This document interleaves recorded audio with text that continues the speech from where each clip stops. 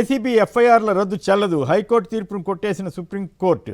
High court విధానం అన్యాయాన్ని అపహాస్యం చేసేలా ఉందని వ్యాఖ్య. జస్టిస్ ఎన్వి రమణ వల్లే హైకోర్టు న్యాయమూర్తిని అయ్యా వీడ్కోలు కార్యక్రమంలో న్యాయమూర్తి జస్టిస్ మల్లికార్జునరావు వెల్లడి.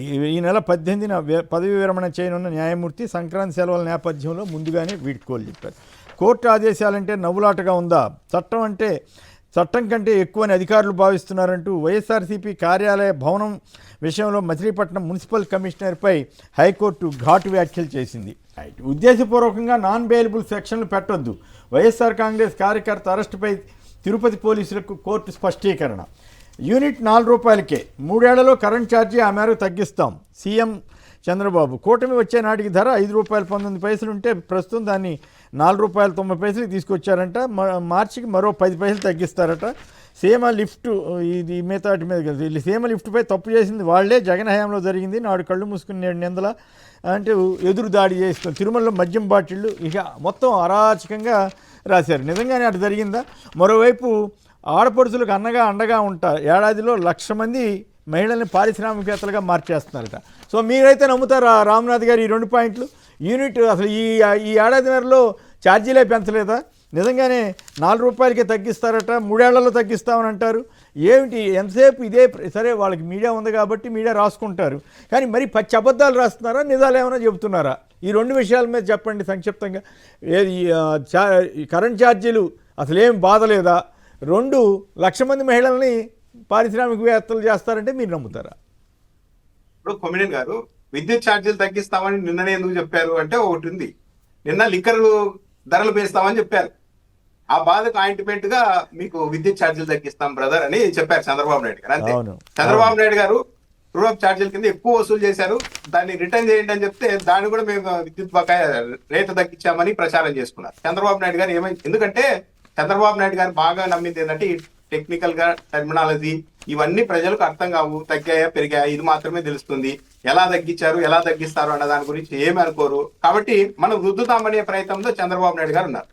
1,00,000 మంది మహిళల్ని పారిశ్రామికవేత్తలు చేస్తామని ఈ రోజు కాదు, చంద్రబాబు నాయుడు గారు తొలి దశలో ముఖ్యమంత్రి అయినప్పటి నుండి అంటూనే ఉన్నారు. ఈ ఏడాది అంటారు, నెక్స్ట్ ఏడాది కూడా అదే మాటే అంటారు. ఎక్కడ అవుతున్నారు, ఎలా అవుద్ది, ఇవన్నీ ఏంటి కాదు.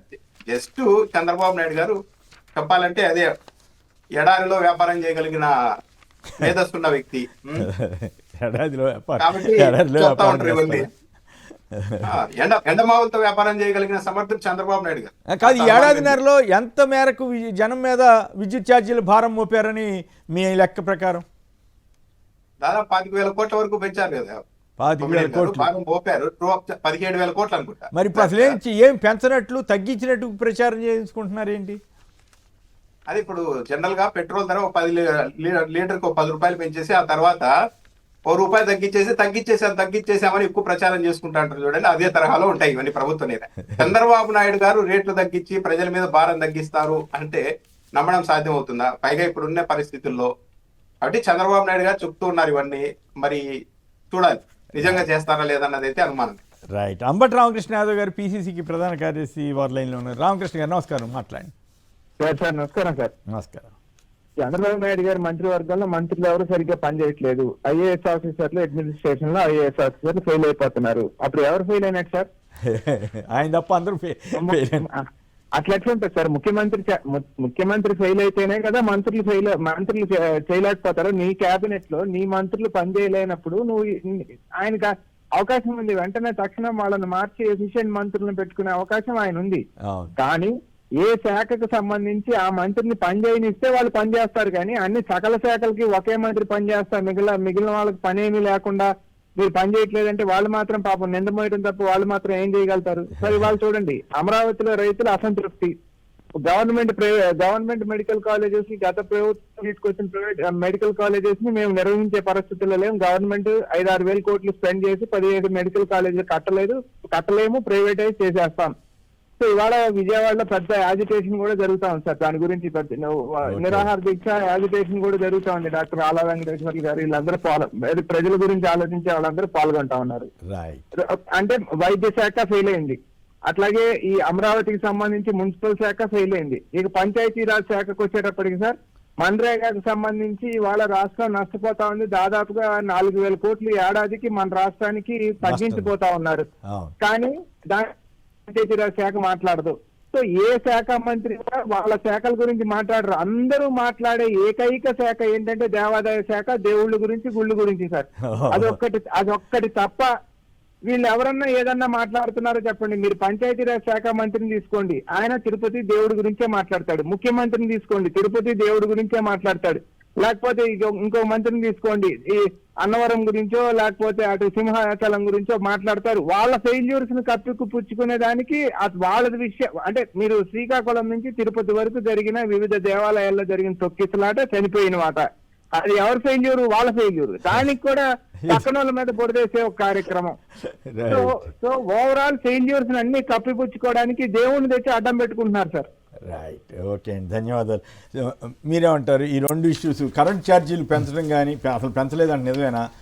మరి వాళ్ళు రాసుకుంటున్నారు అట్లా 2,00,000 మంది మహిళల్ని పారిశ్రామికవేత్తలు చేస్తారు. అంటే కరెంటు ఛార్జీలు దాదాపు 20,135 కోట్ల రూపాయల మేరకు గత 18 నెలల్లో ముక్కుబిండి వసూలు చేశారు అదనంగా. ఓకే, గత ప్రభుత్వంలో అయిన ఎన్నికల గత ప్రభుత్వానికంటే అదనంగా అంటే ఈయన ఎన్నికల హామీలో భాగంగా కరెంటు ఛార్జీలు పెంచము అనేసి ప్రతి సభలో కూడా తగ్గిస్తామని చెప్పారు. మరి దానికి విరుద్ధంగా చెప్పారు. అంటే ఆయన చెప్పేది ఒకటి, చేసేది ఒకటి. ఇవి కాకుండా రిజిస్ట్రేషన్ ఛార్జీలు కూడా 50% పైన పెంచారు. మరీ దారుణంగా గ్రామాల్లో వాటర్ స్కీమ్స్ కూడా, డ్రింకింగ్ వాటర్ స్కీమ్స్ కూడా యూజర్ ఛార్జెస్ కలెక్ట్ చేస్తూ ఉన్నారు. ఇది కాకోకుండా కొత్తగా రోడ్స్ మీద రోడ్ సెస్ ఒక 10% తీసుకొచ్చారు. అంటే ప్రజల మీద భారం మోపడంలో చంద్రబాబు నాయుడు గారు ఎప్పటికప్పుడు చేస్తూనే ఉంటారు. మరి ఆయన విద్యుత్ ఛార్జీలు ఇప్పుడు తగ్గిస్తాము అని చెప్పడం కూడా ఆయన పెంచిన దాంట్లోనే మహా అయితే 100 రూపాయలు పెంచితే ఒక 2 రూపాయలు 3 రూపాయలు తగ్గించి దాన్ని పెద్ద ఎత్తున పబ్లిసిటీ చేసుకునేటువంటి నెట్వర్క్ ఉంది కాబట్టి చేసుకోవచ్చు. మరి మహిళలను లక్షాధికారులు చేస్తాము, పోనీ 1,00,000 మంది మహిళలను కోటీశ్వరులు చేస్తామనో పారిశ్రామికవేత్తలు చేస్తామని ఇది చాలా ఏళ్ల నుంచి ఆయన చెప్పుకుంటూ వస్తూ ఉంది. కానీ ఈరోజు రాష్ట్రంలోని ప్రతి ఒక్క మహిళ కూడా తాము మోసపోయాము చంద్రబాబు నాయుడు గారి చేతుల్లో అనేది ఈరోజు సుస్పష్టంగా నమ్ముతా ఉన్నారు. అవును, వాళ్ళకి ఇవ్వాల్సిన ప్రతి 1,500 నెలకి ఇచ్చేస్తే బ్రహ్మాండంగా ఉంటుంది కదా.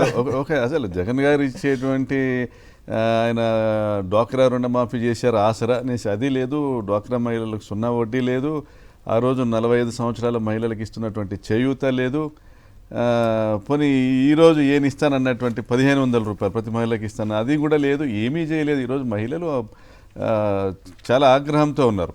మీరు ఇటువంటి పరిస్థితుల్లో మేము 1,00,000 మంది మహిళలను పారిశ్రామికవేత్తలు చేస్తామంటే ఆశగా ఎదురు చూస్తారని మరి ఒకసారి మోసం చేశారు తప్ప ఈయన ఎవరిని లక్షాధికారులు చేయడం, ఎవరిని కోటీశ్వరులు చేయడం, ఎవరిని పారిశ్రామికవేత్తలు చేయడం.